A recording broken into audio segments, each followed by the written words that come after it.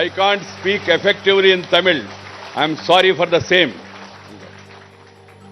சகோதரர்களே, பெரியவர்களே, மிகவும் தொன்மை வாய்ந்த, மிகவும் இனிமையான தமிழில் பேச முடியவில்லையே என்று நான் இப்பொழுது வருந்துகிறேன்.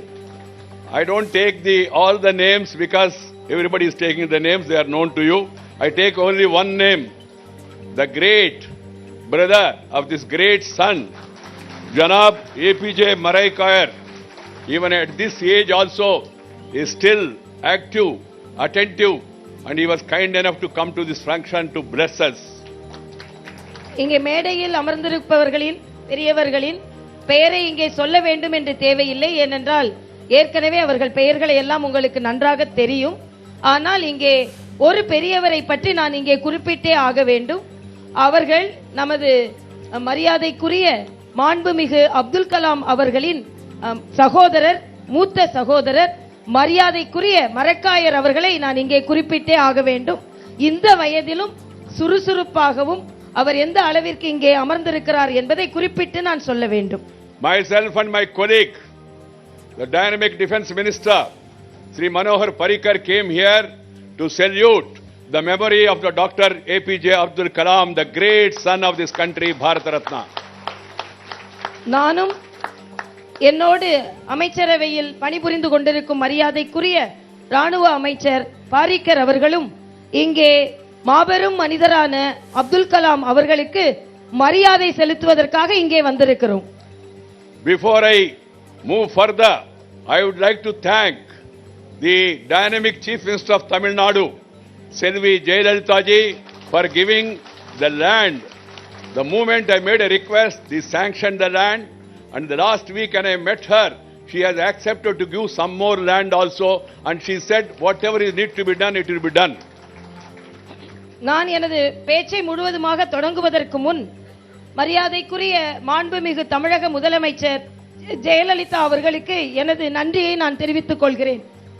ஏனென்றால் ஏற்கனவே நாம் கேட்ட இடத்தை அவர் ஒதுக்கி தந்தது மட்டுமல்லாமல் சென்ற வாரம் அவரை நான் சந்தித்த பொழுது கூடுதல் இடத்தை ஒதுக்கி தந்திருக்கிறார் என்பதை நான் இங்கே குறிப்பிட்டே ஆக வேண்டும். Friends, it's a very solemn occasion. That's why I was requesting the media friends and also political friends to maintain calm, peace. That is one tribute we can pay to this great son of this country, because he wanted discipline, dedication, dynamism, devotion in the country among all people. இது ஒரு புனிதமான நிகழ்ச்சி.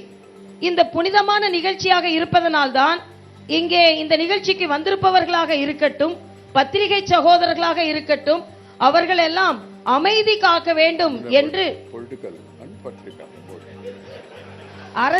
அரசியலை சார்ந்த சகோதரர்களுக்கும் பத்திரிகை சகோதரர்களுக்கும் நான் வேண்டி கேட்டுக்கொண்டது அமைதியை காக்க வேண்டும். ஏனென்றால் இது ஒரு புனிதமான நிகழ்ச்சி.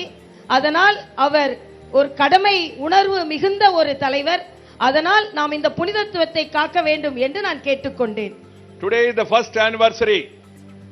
We gathered here to perpetuate the message of life and memory of one of the great son of our motherland, Dr. Awul Fakir Jainuddin Abdul Kalam, in the form of a memorial. ஒரு மாபெரும் மனிதர். அதனால் அவரின் நினைவிடத்தை இங்கே திறந்து வைப்பதற்காக நாமெல்லாம் இங்கே கூடியிருக்கிறோம். அந்த மாமனிதரை இன்று நாம் நினைவு கூர்வோம். It is very difficult to believe that already 1 year is over. He is no more with us. When you think about, and he has gone to the heavenly abode, when you think of it, you feel pained. But what is the way forward? The way forward is to take his memory forward, to follow his teachings and preachings. That will be the greatest tribute we can do it. நினைப்பதற்கு கூட சற்று கடினமாகத்தான் இருக்கிறது. ஓராண்டுகள் மரியாதைக்குரிய அப்துல் கலாம் இல்லாமல், அவர்கள் இல்லாமல் ஓராண்டுகள் உருண்டோடி விட்டதே என்று நினைக்கும் பொழுது நம்மால் அதை நம்ப முடியவில்லை. ஆனால் அவர் நினைத்ததை நாம் முன்னெடுத்து செல்வதுதான் நாம் அவருக்கு செலுத்தும் அஞ்சலியாக இருக்க முடியும் என்ற உறுதிப்பாட்டை நாம் இப்பொழுது எடுத்துக்கொள்வோம். He continued to be with us. அவர் நம்மோடு தான் இருந்து கொண்டிருக்கிறார். Because of the power of his thoughts. அவரது எண்ணங்களின் சக்தியினால் அவர் நம்மோடு தான் இருந்து கொண்டிருக்கிறார். Power of his ideas. அவரது சிந்தனைகளினால் அவர் நம்மோடு தான் இருந்து The கொண்டிருக்கிறார். power of the examples he has set before the country and particularly the younger generation. அவர் ஒரு இளைய சமுதாயத்தினருக்கு முன்னுதாரணமாக இருந்து கொண்டிருப்பதால் இப்பொழுதும் நம்மோடு தான் அவர் இருந்து கொண்டிருக்கிறார். Power of his contribution to the greater cause of the motherland and humanity at large. அவர் இந்த நாட்டிற்கு அளித்த பங்கின் மூலமாக நம்மோடு தான் எப்பொழுதும் இருந்து கொண்டிருக்கிறார். Dr. Kalam will live forever in our mind. அவர்கள் எப்பொழுதும் வாழ்ந்து கொண்டிருப்பார்கள், நம் இதயங்களில் எப்பொழுதும் வாழ்ந்து கொண்டிருப்பார்கள். Then people may ask, why the memorial then?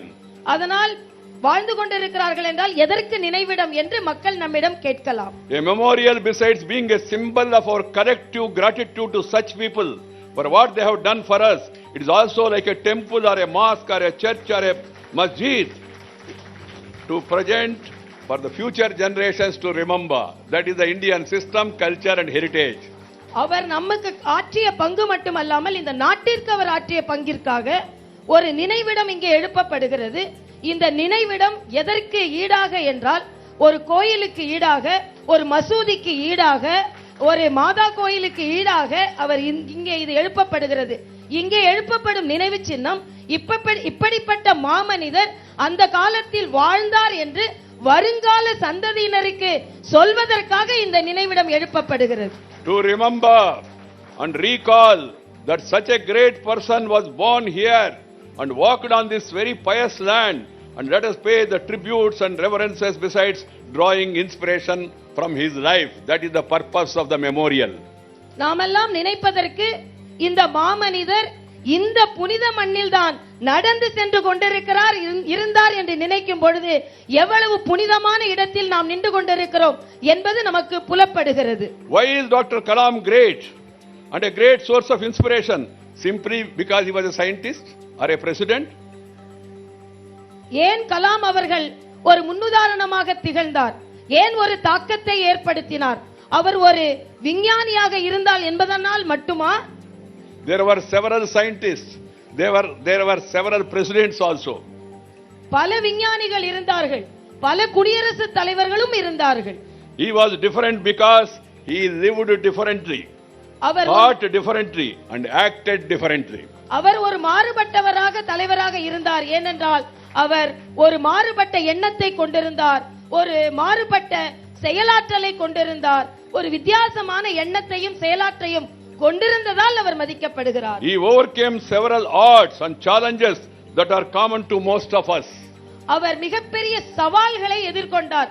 நம்மை போல நாமெல்லாம் சாதாரணமாக எதிர்கொள்ளும் சவாலை போலவே அவரும் மிகுந்த சவால்களை வாழ்க்கையில் எதிர்கொண்டார். He had a mission in his life and he has completed that mission, fulfilled it to his fullest satisfaction. அவருக்கு ஒரு தொலைநோக்கு பார்வை இருந்தது.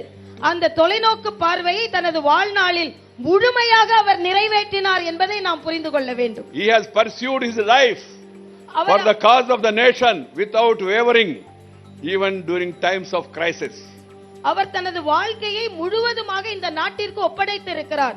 துன்பமான சவால்களான தருணத்தில் கூட எந்தவித பின்னடைவும் இல்லாமல் முழுவதுமாக இந்த நாட்டிற்கு தனது வாழ்க்கையை அவர் சமர்ப்பித்திருக்கிறார், ஒப்படைத்திருக்கிறார். He remained as a bachelor, but he was married to the development and welfare of the country.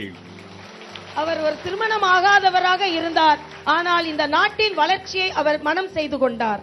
Dr. Kalam was born in a poor family of a boat maker. மரியாதைக்குரிய கலாம் அவர்கள் ஒரு ஏழை குடும்பத்தில், படகு கட்டும் குடும்பத்தில் அவர் பிறந்தார். அவர் குடும்பத்திற்கு உதவி செய்வதற்காக பல சவாலான தொழில்களை அவர் மேற்கொண்டார். ஆனால் அதை மேற்கொண்டாலும் அவர் தனது படிப்பை நிறுத்தவில்லை, தொடர்ந்து கொண்டே இருந்தார். He has mastered the intricacies of science to strengthen the defense mechanism of the country. அவர் இந்த நாட்டில் உள்ள ராணுவ தளவாடங்களின் அந்த நுணுக்கங்களை கற்றுக்கொள்ளும் படிப்பை மிக நுணுக்கமாக கற்றுக்கொண்டார். He explored the contours of the space to the world of threats to his motherland that could be originating from unknown frontiers of space. அவர் விண்ணுலகை நன்றாக கற்றுக்கொண்டு விண்ணுலக விஞ்ஞானத்தை இந்த நாட்டிற்காக உதவ வேண்டும் என்ற நோக்கில் அவர் கற்றுக்கொண்டார். Dr. Kalam conceived Agni and Prithvi for the sake of his country and rightly came to be known as Missile Man. அவர் அக்னி பிருத்வி போன்ற விண்கணங்களை அவர் ஏவி விண்கல மாமனிதராக அவர் உலா வந்தார். He was the key player in our Pokhran 2 nuclear test, which was validated our country's capabilities in mastering the power of invisible particles of an atom. அவர் பொக்ரான் அணுகுண்டை வெடிப்பதற்கு உதவி செய்ததன் மூலம் அணு விஞ்ஞானத்திலும் இந்த நாடு முன்னேறி செல்ல முடியும் என்பதை இந்த உலகிற்கு அவர் முன்னிறுத்தினார். Under the leadership of the great son of this great country, Sri Atal Bihari Vajpayee, the nuclear tests have brought name and fame and international recognition for India. India started getting respect, recognition worldwide thanks to the memory of Dr. Kalam and also thanks to Sri Atal Bihari Vajpayee's boldness. இந்த அணுகுண்டு சோதனையின் மூலம் மரியாதைக்குரிய மாமனிதர் வாஜ்பாய் அவர்களின் பெருமை உலகிற்கு தெரிந்தது மட்டுமல்லாமல் இந்தியாவும் அணு விஞ்ஞானத்தில் முன்னிறுத்தப்படக்கூடிய நாடு என்பதை இந்த உலகம் அறிந்து கொண்டது. The advantage of such nuclear advances for meeting the needs of the poor and the country at large in the form of civil nuclear energy are universally acknowledged. அதாவது இந்த நுண்ணுலக அணு சக்தியின் விஞ்ஞானத்தை இந்த இந்தியாவில் அவர் முன்னிறுத்தியதன் மூலம் இது இந்த உலகிற்கு ஆக்கப்பூர்வமாக செயலாற்ற முடியும் என்பதை முன்னிறுத்தினார். The transformation of Dr. Kalam from the son of a poor boatman from Dhanushkodi to the most accomplished scientist and to that of the most loved president of our country is a great message in itself for all of us to understand and draw inspiration.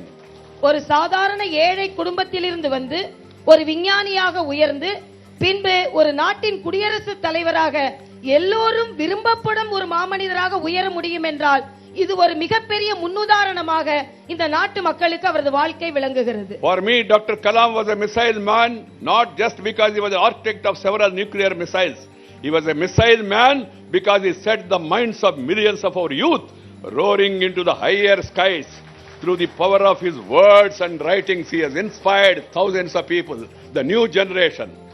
அவர் ஒரு அணு மனிதனாக எப்படி அவர் உயர்ந்து நின்றார் என்றால் அவர் அணு விஞ்ஞானத்தில் மிகப்பெரிய விஞ்ஞானியாக இருந்தால் என்பதற்காக மட்டுமல்ல, இந்த விஞ்ஞானத்தை இந்த சக்தியை பல இளைஞர்களிடம் புகுத்தினார் என்பதற்காக அவரை அந்த அணு விஞ்ஞானியாக நான் மதிக்கிறேன். The very titles of two of his most popular books, inspiring in themselves.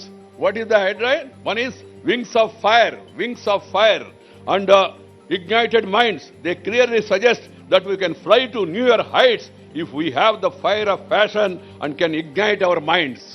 அதாவது அவர் இரண்டு புத்தகங்களின் தலைப்பே அவர் என்ன கருத்துக்களை சொல்ல வந்தார் என்பதை மிக தெளிவாக சொல்லி இருக்கிறது. ஒரு புத்தகத்தின் பெயர் அக்னி சிறகுகள்.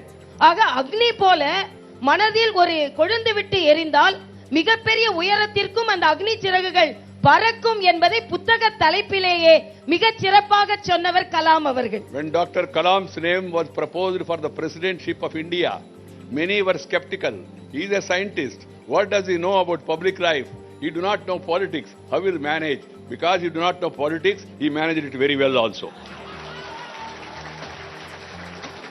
அதாவது அவரின் பெயரை ஜனாதிபதி பதவிக்கு முன்னிறுத்தப்பட்ட பொழுது பல பேர் சொன்னார்கள், அவர் ஒரு விஞ்ஞானி தானே, எதற்கு அவர் பெயரை முன்னிறுத்த வேண்டும், அவர் அரசியல்வாதி அல்லவே என்று சொன்னார்கள். அதனால்தான் மிகச்சிறந்த அரசியல்வாதிகளை விட மிகப்பெரிய குடியரசுத் தலைவராக அவரால் முன்னிறுத்த முடிகிறது, செயலாற்ற முடிந்தது என்பதை நாம் தெரிந்து கொள்ள வேண்டும். Fortunately or accidentally, I was the president of the BJP ruling party at that time when the selection of Dr. Kalam was discussed. அதிர்ஷ்டவசமாகவோ வேறு விதமாகவோ அந்த அவரை தேர்வு செய்த காலகட்டத்தில் மரியாதைக்குரிய வெங்கையா நாயுடு என்ற நான் அவர்கள் அகில பாரதத்தின் பாரதிய ஜனதா கட்சியின் தலைவராக இருக்கும் வாய்ப்பை அந்த சமயத்தில் பெற்றேன் என்பதை பெருமையாக நான் கருதுகிறேன். Whenever I used to meet him, he used to greet me and affectionately ask me in Telugu, how are you? என்னை எப்பொழுதெல்லாம் அவர் பார்க்கிறாரோ அப்பொழுது தெலுங்கிலேயே நன்றாக இருக்கிறீர்களா என்று கேட்பார். He emerged as the most loved president of this great country, most loved president. அவர் இந்த நாட்டின் மிக மிக அன்பான எல்லாராலும் விரும்பப்படும் குடியரசுத் தலைவராக மேலெழுந்து வந்தார் என்பதை குறிப்பிட்டாக வேண்டும். He became immensely popular from Kanyakumari to Kashmir, from Attak to Cuttack, among every section, irrespective of caste, creed, sex, religion and region. All Indians, they loved Kalam without exception. Kalam அவர்கள் எல்லோருக்கும் பிடித்த ஒரு குடியரசுத் தலைவராக, எல்லோருக்கும் ஒப்புக்கொண்ட ஒரு குடியரசுத் தலைவராக, காஷ்மீர் முதல் கன்னியாகுமரி வரை ஜாதி மத இன வேறுபாடு இல்லாமல் அனைவரும் விரும்பப்படும் ஒரு குடியரசுத் தலைவராக அவர் இருந்தார். While advancing the cause of the defense might of our country successfully, Dr. Kalam was equally passionate about our country emerging as a leading economic power. அவர் விஞ்ஞானத்தில் அவர் விஞ்ஞானத்தை முன்னிறுத்தினாலும் பொருளாதாரத்திலும் இந்த நாடு முன்னெடுத்து வர வேண்டும், எழுந்து வர வேண்டும், முன்னேறி வர வேண்டும் என்பதிலும் குறியாக இருந்தார். He always used to say, strong and developed nations will take us seriously only when we become strong economically too. That was the point he was making. நாம் ஒரு வல்லரசாக மாற வேண்டும் என்றால் நாம் பொருளாதாரத்திலும் வல்லரசாக வேண்டும், அப்பொழுதுதான் நான் வல்லரசு நாடாக மாற முடியும் என்ற கருத்தை மிக வலிமையாகவே அவர் எடுத்துச் சொன்னார். He was full of ideas in this regard. When he was the president, he came out with a novel idea of providing urban amenities in rural areas. Pura, our government is carrying forward his vision of Dr. Kalam. அவர் எப்பொழுதுமே நல்ல யோசனைகளை முன்னிறுத்துபவராக இருந்தார், நல்ல திட்டங்களை முன்னிறுத்துவராக இருந்தார். ஒரு நகர்ப்புறத்தில் உள்ள வசதிகள் அத்தனையும் கிராமப்புற மக்களுக்கும் கிடைக்க வேண்டும் என்று சொன்னார். அதன் வகையால் தான் பூரா போன்ற திட்டங்கள் எல்லாம் வந்தன என்பதை நான் இங்கே ஒப்புக்கொள்ள வேண்டும். Migration from village to urban areas has become a reality because education, employment, entertainment, economic opportunities, enhanced medical facilities are all in towns. So people are leaving villages and moving towards towns. Even I left rural development and became an urban development minister now. அதாவது கிராமப்புறத்தில் இந்த வசதிகள் இல்லாமல் நகர்ப்புறத்தில் அது மருத்துவமாக இருக்கட்டும், கல்வியாக இருக்கட்டும், தொழிலாக இருக்கட்டும், எல்லாம் நகர்ப்புறத்தில் இருப்பதனால் கிராமப்புறத்தில் இருந்து நகர்ப்புறத்திற்கு மக்கள் செல்வது சாதாரண காரியமாக இருந்தது, கட்டாயமாக்கப்பட்டது. அதனால் தான் நானும் நகர்ப்புறத்தில் கிராமப்புற வளர்ச்சியிலிருந்து நகர்ப்புறத்திற்கு மாறிவிட்டேனோ எனது மந்திரி சபையில் என்று நான் சொல்றேன். But I have not forgotten the village where I am born, because even now our idea is to see urban facilities are provided in the rural areas also. That is the message of Dr. Kalam. He called it as Pura. Our government is very keen to take it forward. அதற்காக நான் கிராமங்களை மறந்து விட்டேன் என்று சொல்ல முடியாது. கிராமங்களை மறக்காமல் நகர்ப்புறங்களில் உள்ள அத்தனை வசதிகளிலும் கிராமங்களுக்கு கொண்டு வர வேண்டும் என்பதில் நமது அரசாங்கம் மிகவும் குறிப்பாக இருக்கிறது. அதனால்தான் நகர்ப்புற வசதிகள் கிராமத்திற்கும் கிடைப்பதற்கான அத்தனை திட்டங்களையும், குறிப்பாக பூரா போன்ற திட்டங்களை நமது அரசாங்கம் முன்னெடுத்து சென்று கொண்டிருக்கிறது. We always believe in taking care of the villages also. Sriman Atal Bihari Vajpayee was the Prime Minister and he brought the connectivity revolution, air connectivity, rail connectivity, highway connectivity, rural connectivity, tele connectivity, telephone connectivity, port connectivity and also political connectivity he brought together for the country. நம் ஆட்சி, குறிப்பாக மரியாதைக்குரிய வாஜ்பாய் போன்றவர்கள் இந்த நாட்டை இணைப்பதிலேயே குறிப்பாக இருந்தார்கள். அது வான் இணைப்பாக இருக்கட்டும், நதி இணைப்பாக இருக்கட்டும், சாலை இணைப்பாக இருக்கட்டும், ஏன் அரசியல் இணைப்பாக கூட இருக்கட்டும், அதையும் முன்னெடுத்து சென்றவர்கள் நாம் என்பதை இங்கே குறிப்பாக சொல்ல வேண்டும். The idea, that's why came for Pradhan Mantri Gramin Sadak Yojana, PMGSY, connecting the village. If there is no road to the village, no development, no VDO, BDO, DDO, ADO, collector, doctor, actor, tractor, nothing will go to the village. அதனால்தான் கிராமத்து சாலைகள் இணைக்கப்பட வேண்டும் என்ற திட்டத்தை நாம் கொண்டு வந்தோம். கிராமங்கள் இணைக்கப்படவில்லை என்றால் அங்கே எந்த அரசாங்க அதிகாரியோ மருத்துவரோ யாருமே அங்கே செல்ல மாட்டார்கள். அதனால் தான் இணைப்பதை நாம் முன்னிறுத்தினோம். Science and technology must reach the poor people. It must help the poor people. Then only research has meaning. That's the belief of Dr. Kalam and we totally agree with him and try to take his vision forward. விஞ்ஞானமும் முன்னேற்றமும் கிராம மக்களுக்கு பலன் தருவதாக இருக்க வேண்டும். அதனால் தான் அவரின் அந்த விழிப்புணர்வை, தொலைநோக்கு பார்வையை நாமும் முன்னெடுத்து சென்று கொண்டிருக்கிறோம். Our leader, the Prime Minister of India, Sri Narendra Modi, is committed to the vision of Dr. Abdul Kalam. I saw in the newspaper somebody said, instead of a statue or a memorial, why don't the government implement the vision of Kalam? We'll have the memorial, we'll have the statue, we'll also implement the memories and thoughts and vision of Dr. Kalam. And our Prime Minister Narendra Modi is also a visionary, is committed to this. மரியாதைக்குரிய கலாம் அவர்களின் தொலைநோக்கு பார்வைதான் நமது பாரத பிரதமர் அவர்களிடமும் இருக்கிறது. நான் பத்திரிகை படிக்கும் பொழுது பார்த்தேன், சிலை வைக்கிறார்கள், அவரின் தொலைநோக்கு பார்வையை முன்னெடுத்து செல்ல வேண்டியதுதானே என்று கேள்வி கேட்டிருக்கிறார்கள். நாங்கள் சிலையும் வைக்கிறோம், அவரது தொலைநோக்கு பார்வையை, தொலைநோக்கு திட்டங்களையும் முன்னெடுத்து செல்கிறோம் என்பதை இந்த நாட்டு மக்கள் புரிந்து கொள்ள வேண்டும் என்பதையும் நான் இங்கே குறிப்பிடுகிறேன். That's why I feel that we should all join Modi, not Narendra Modi. Modi means MODI, making of developed India. That is our slogan.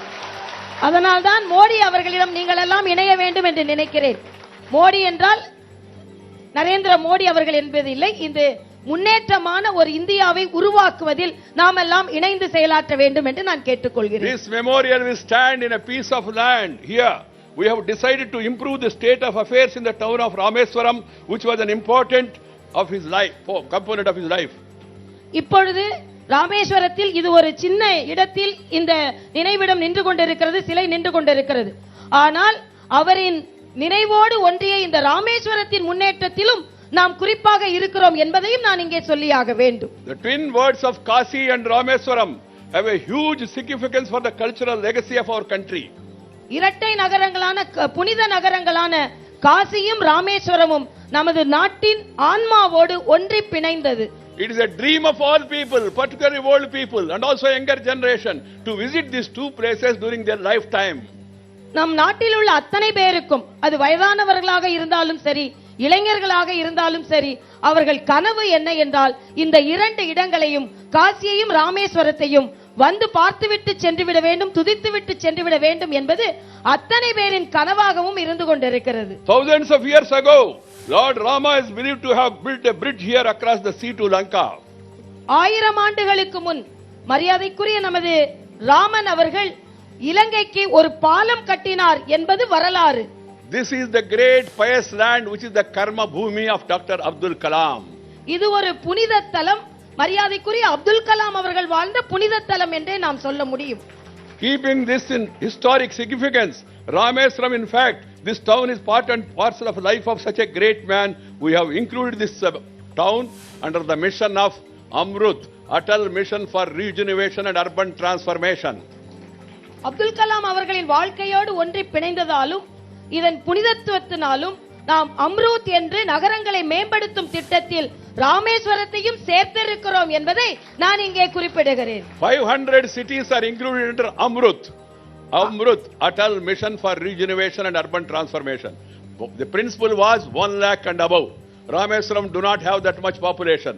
But as a memory to Dr. Kalam, Sri Narendra Modi ji, Prime Minister, and myself, we discussed and have decided to increase a special case, this Rameswaram town under Amrut schemes.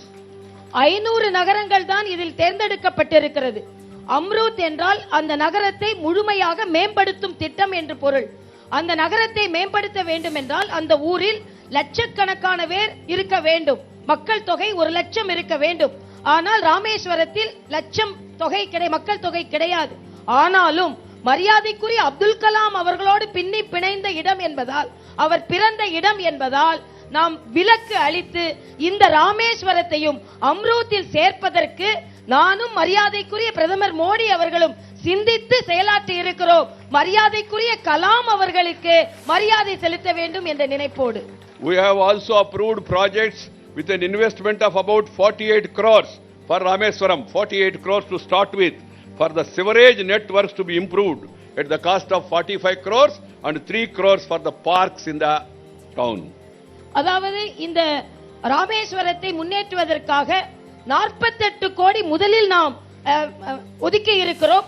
அடிப்படை கட்டமைப்பை சரி செய்வதற்கு 45 கோடியும், இங்கே உள்ள பூங்காக்களை நிறுவுவதற்கு 3 கோடியும், ஆக 48 கோடி ரூபாய் ராமேஸ்வரத்திற்கு முதலாக ஒதுக்கப்பட்டிருக்கிறது என்பதையும் நான் இங்கே தெரிவித்துக் கொள்கிறேன். Drainage, what you call? Drainage.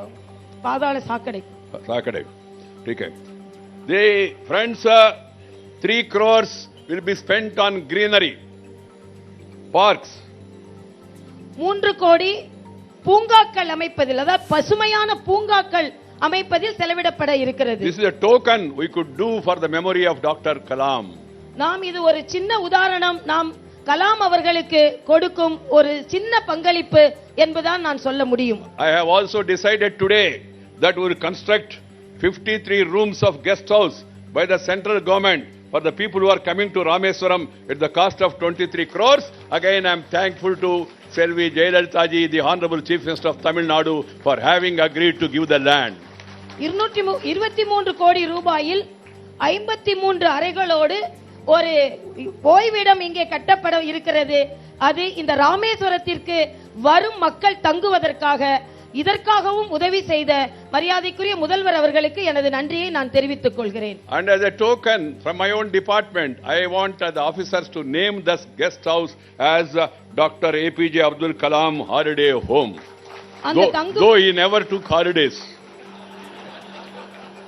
அந்த தங்கும் விடுதிக்கு மரியாதைக்குரிய அப்துல் கலாம் விடுமுறை விடுதி என்று பெயர் வைக்கலாம் என்றிருந்தேன். ஆனால் அவர் வாழ்க்கையில் அவர் விடுமுறையே எடுத்துக்கொண்டதில்லை என்பதையும் நான் இங்கே வலியுறுத்த விரும்புகிறேன். While Dr. Kalam, a karma yogi, is associated with Rameswaram, another karma yogi, Sri Narendra Modi, our Prime Minister, represents Kasi, that is Varanasi.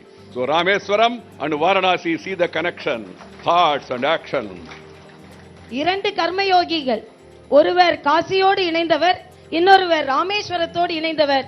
இரண்டு மிகப்பெரிய கர்மயோகிகளை எப்படி இணைத்திருக்கிறது இந்த நாடு என்பதை நாம் நினைத்து பார்க்க வேண்டும். The Honorable Prime Minister told me, you go, you visit, lay foundation, come back and discuss the details of the architectural plans and about the memorial with me, so that together we can make a magnificent, not about the size, the magnificent memorial for Dr. Kalam. This is what the Prime Minister told me. நீங்கள் செல்லுங்கள், அங்கே அடிக்கல் நாட்டுங்கள், அங்கே உள்ள அமைப்பை தெரிந்து கொண்டு வாருங்கள். நாம் வந்து பிரம்மாண்டமாக ஒரு நினைவிடத்தை செய்ய வேண்டும், நிறுவ வேண்டும். அளவில் அல்ல, எண்ணத்தில், தோற்றத்தில் மிக பிரம்மாண்டமான ஒரு நினைவிடம் இங்கே வர வேண்டும் என்பதை நாம் சிந்திக்க வேண்டும் என்று மரியாதைக்குரிய மோடி அவர்கள் என்னிடம் சொல்லி அனுப்பினார்கள். Like Dr. Kalam, who wanted to make a strong, economic, powerful India, Modi also is thinking of making our country economically strong and striving for the same day and night. It's a matter of destiny. The two karma yogis are associated with the twin emotional cities of Kasi and Rameswaram. Kalam அவர்கள் இந்த நாடு உலகத்திலேயே முதன்மை நாடாக வர வேண்டும் என்று பாடுபட்டார். அதே தொலைநோக்கு பார்வைதான் நமது நரேந்திர மோடி அவர்களுக்கும் இருக்கிறது. ஆக காசியை சார்ந்தவரும் ராமேஸ்வரத்தை சார்ந்தவரும் இந்த நாடு பாரதம் உலகத்திலேயே முன்னெறிந்த நாடாக, முன்னெடுத்து செல்லும் நாடாக இருக்க வேண்டும் என்ற ஒரு கனவோடு அவர்கள் செயலாற்றிக் கொண்டிருக்கிறார்கள் என்பது உண்மை. Dr. Kalam is a very religious person, but at the same time is above religion, region, caste, creed, sex, region. All Indians are one. They are equal. That is the conviction of Dr. Kalam. மரியாதைக்குரிய கலாம் அவர்கள் மத நம்பிக்கை உள்ளவர்கள், ஆனால் ஒரு மதச்சார்பற்றவர்கள். எல்லா மதமும் ஒன்று என்ற நினைப்பை கொண்டவர்கள் என்பதை இங்கே நாம் புரிந்து கொள்ள வேண்டும். We are all same. We should not fight on the basis of language, caste, creed, sex, religion and region. Irrespective of caste, creed, sex, religion and region, India is one. Alag bhasha, alag vesh, fir bhi apna ek desh. Vividhata mein ekata, Bharat ka visheshata. நாமெல்லாம் ஒற்றுமையோடு இருக்க வேண்டும். நாமெல்லாம் ஒரே தேசத்தை சேர்ந்தவர்கள் என்று ஒற்றுமையோடு இருக்க வேண்டும். ஜாதியோ மதமோ இனமோ எதுவுமே நம்மை பிரித்துவிடக் கூடாது. நாமெல்லாம் ஒரு தாயின் ஒரு நாட்டின் சகோதரர்கள் என்ற நிலையோடு நாம் வாழ வேண்டும் என்ற கருத்தை நாம் முன்னெடுத்து செல்ல வேண்டும். We die the way we live. It's a reality. Nobody knows. Dr. Kalam always thought of igniting the minds of students and the youth so that they could reach great heights by breaking all shackles. நாம் எப்படி வாழ்கிறோமோ அப்படித்தான் நமது இறப்பு இருக்கும். மரியாதைக்குரிய கலாம் அவர்கள் இளைஞர்களிடம், மாணவ மாணவிகளின் வாழ்க்கையில் அவர் ஒரு ஒளியை ஏற்றி வைக்க வேண்டும் என்று நினைத்தார். அதற்காகவே வாழ்ந்தார். He relentlessly pursued this for 5 years as president, and thereafter he finally breathed his last while talking to a group of students in Shillong this day year ago. அவர் 5 ஆண்டு காலம் குடியரசுத் தலைவராக எப்படி ஈடுபாடோடு பணியாற்றினாரோ அதே போல மாணவர்களுக்கு உரையாற்றிக் கொண்டிருக்கும் பொழுதுதான் ஷில்லாங்கில் அவர் மறைந்தார் என்பதையும் நாம் புரிந்து கொள்ள வேண்டும், உணர்ந்து கொள்ள வேண்டும். We can never repay our debt to Dr. Kalam for what he did to our nation, but the best way of seeking to do is to be guided by his life, by his vision, by his teachings and preachings. நாம் கலாம் அவர்கள் நம் நாட்டிற்கு செய்ததற்கு அந்த கடனுக்கு நாம் நன்றி சொல்லவே முடியாது, திருப்பிக் கொடுக்கவே முடியாத அளவிற்கு அவர் இந்த நாட்டிற்கு அவர் பணியாற்றி இருக்கிறார். ஆனாலும் நாம் அவருக்கு திருப்பிக் கொடுக்க முடியும் என்றால் அவரின் வாழ்க்கையை பின்பற்றுவதன் மூலம்தான் அவருக்கு நாம் அஞ்சலியையோ கடனையோ திருப்பி செலுத்த முடியும். The memorial that will come up here is a small tribute to this great man. இங்கே வரும் நினைவகம் மிகச் சிறிய ஒரு பங்களிப்பு, இந்த நாட்டின் பங்களிப்பு, கலாம் அவர்களுக்கு மிகச் சிறிய பங்களிப்பு. A statue at the outside for the people to remember, recall, and then a memorial inside, then a planetarium, an auditorium also will be there so that people come across the country, across the globe. They can come here, see the memorial, use the auditorium, see the planetarium. DRDO, Defense Research Development Organization, in which he himself has worked, they are coming out with a beautiful planetarium idea and also an auditorium. All the works of Dr. Kalam and all important events of his life, they will all be depicted in that display. உள்ளே நுழைந்தவுடன் ஒரு உயரமான மாமனிதரின் சிலை, பின்பு அவரது நினைவிடம், மாபெரும் அரங்கம், பின்பு ஒரு மிகப்பெரிய விண்கல கண்காட்சி உட்பட உள்ள கண்காட்சி ஆக இவற்றையெல்லாம் இங்கே நிறுவுவதற்கான ஒரு மாபெரும் திட்டம் இங்கே தீட்டப்பட்டிருக்கிறது. இங்கே வந்தால் கலாம் அவர்களை நினைத்துக் கொள்ளலாம், அங்கே கண்காட்சியில் பங்கெடுத்துக் கொண்டு அவற்றையெல்லாம் விஞ்ஞானபூர்வமாக தெரிந்து கொள்ளலாம், அரங்கங்களில் கூட்டங்களில் பங்கெடுத்துக் கொள்ளலாம். அந்த திட்டத்தோடு தான் இந்த நினைவிடம் செயலாற்ற இருக்கிறது. I am thankful to my colleague Sri Manohar Parrikar and his deputy for coming forward to take this responsibility. Though it is the basic responsibility of urban development because I deal with CPWD and other things, he came forward saying Mr. Kalam has worked for long in DRDO, they want to do it. I said thank you very much, please take over. இந்த நினைவிடத்தை நிறுவுவதற்கான பொறுப்பை என்னோடு மந்திரி சபையில் பணியாற்றிக் கொண்டிருக்கும் மரியாதைக்குரிய ராணுவ அமைச்சர், மரியாதைக்குரிய மாண்புமிகு பாரிக்கர் அவர்கள் எடுத்துக்கொண்டார். இது நகர்ப்புற வளர்ச்சி திட்டத்தின் கீழ் வந்தாலும், நான் அமைச்சராக இருக்கும் நகர்ப்புற வளர்ச்சி திட்டத்திற்கு கீழ் வந்தாலும், கலாம் அவர்கள் இந்த விண்ணுலக விஞ்ஞானத்தில் மிகுந்த ஈடுபாடு கொண்டார். அதனால் இதை ராணுவ அமைச்சகம் எடுத்துக்கொள்ள வேண்டும் என்று அவர் அதை எடுத்துக்கொண்டு தனது பங்களிப்பை அளித்ததனால் அவருக்கு எனது நன்றியை நான் தனிப்பட்ட முறையில் தெரிவித்துக் கொள்கிறேன். Our leader, the Prime Minister, wants all of us to work as a team, and he wants the center and state to work as a team, Team India. Unless Tamil Nadu progress, country cannot progress fully. So they have to work together. That's why we are working together with Purachita Devi, Selvi, Jayalalitha ji also, and whichever party, whoever may belongs, PM said take them along. And in our government, unlike past, PM presides, team decides. நமது பாரத பிரதமர் நரேந்திர மோடி அவர்களின் எண்ணம் என்ன என்றால், மத்திய மாநில அரசுகள் ஒற்றுமையாக செயலாற்றி மக்களுக்கான திட்டங்களை முன்னெடுத்து செல்ல வேண்டும் என்பதுதான். அதனால்தான் மத்திய அமைச்சரவையில் இருக்கும் நாங்களும், மாநில அமைச்சரவையில் இருக்கும் மரியாதைக்குரிய முதலமைச்சர் அவர்களும் இணைந்து செயலாற்றுகிறோம். நமது பிரதம அமைச்சர் சிந்திக்கிறார், அதை இந்த ஒற்றுமையுடன் நாம் செயலாற்றிக் கொண்டிருக்கிறோம். ஏனென்றால் அனைவருமே ஒற்றுமையுடன் செயலாற்ற வேண்டும் என்பது நமது பிரதமர் மோடி அவர்களின் எண்ணம் என்பதை இங்கே தெரிவித்துக் கொள்கிறேன். I would like to thank the state government, thank the local administration, the collector Natarajan, and also thank the Honorable Minister Manikandan, the other Minister Neelofar Kafil, Madam, and then also would like to thank the municipal chairman here and also the vice chairman of the Rameswaram municipality, the local party activists of the BJP, of the ADMK and all other parties, because it's not something connected with this party or that party, because Kalam is a no party man, all party man, and we should all, I am happy the way the people have come here to attend this function, the way you all people have assembled here quietly, simply, neatly, in a decent manner, in a silent manner, because we are seeing some violence taking place across the globe and we all have to move towards peace. That will be another great tribute to Dr. Abdul Kalam, because I told you discipline, dedication, devotion, determination are the favorite words of Kalam. Let all of us get rededicated to that on this first anniversary. Thank you. Nandri, vanakkam. இங்கே இந்த நிகழ்ச்சிக்கு என்னோடு இணைந்து பணியாற்றிய இந்த மாவட்டத்தின் collector அவர்களுக்கும் மற்றும் இங்கே மாநிலத்தின் அமைச்சர்களான மரியாதைக்குரிய மணிகண்டன் அவர்களுக்கும் மரியாதைக்குரிய நிலோஃபர் அவர்களுக்கும் மற்றும் இங்கே திரளாக கூடியிருக்கும் உங்கள் ஒவ்வொருவருக்கும் பல இடங்களில் பல பிரச்சனைகள் இருக்கிறது. இங்கே அந்த கட்சி இந்த கட்சி என்றில்லை. கலாம் அவர்கள் கட்சிக்கு அப்பாற்பட்டவர். அதனால் அனைத்து கட்சியை சார்ந்தவர்களும் இங்கே ஒற்றுமையாக கொண்டாடி கொண்டிருக்கிறோம் என்பதை தெரிவித்து நன்றி கூறுகிறேன். நன்றி, வணக்கம். I seek the cooperation of the local MPs, Sri Anwar Raja, who has been cooperating with us, and also the local MLAs and other functionaries also.